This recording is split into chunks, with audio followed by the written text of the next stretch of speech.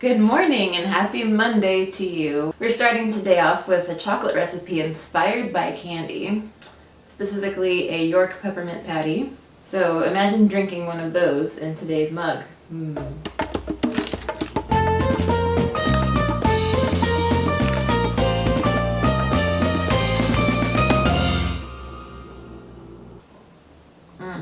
Oh, it's so nice. Oh, it's so dark and delicious and minty. And it's not hot. It is a drinking chocolate. It's just room temperature, and it's kind of a nice, refreshing change now that it's officially spring, and most parts of the world it's warming up a little bit, so you don't have to just keep drinking hot fluids all the time, because we're kind of ready for some warm weather. One little tip, you might need to keep stirring this as you're drinking it. It does tend to the chocolate solids tend to sink a little bit towards the bottom, so just keep it fresh.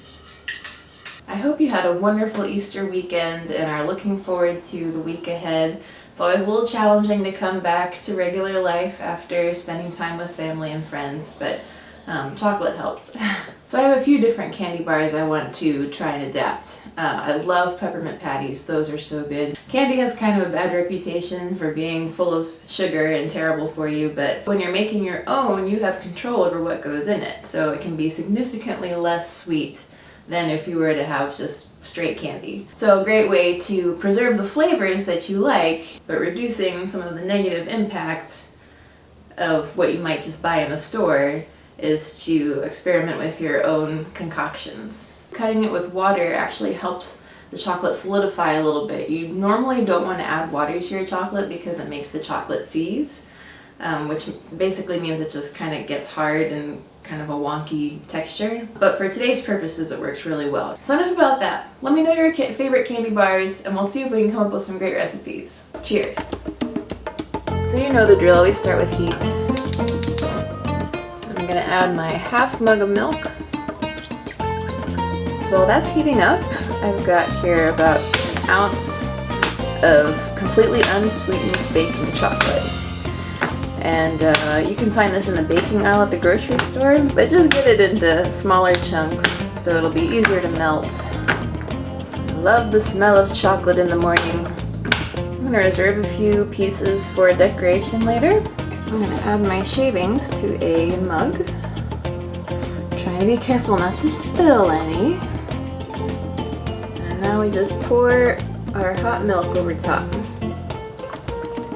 To that I will add a dash of salt, and, it's very important, just a tiny bit of peppermint extract. A little goes a long way, so I'm really taking my time here.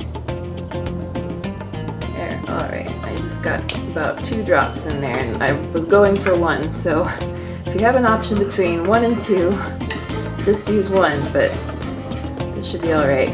So I'll let that melt for a few minutes.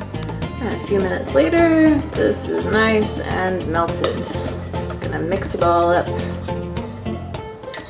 Make sure and get the edges.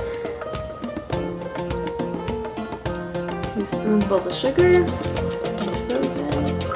And finally, top it off with some water.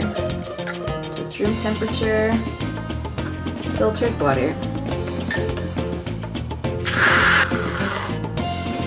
And garnish. York Peppermint Pattie drinking chocolate. Have a party.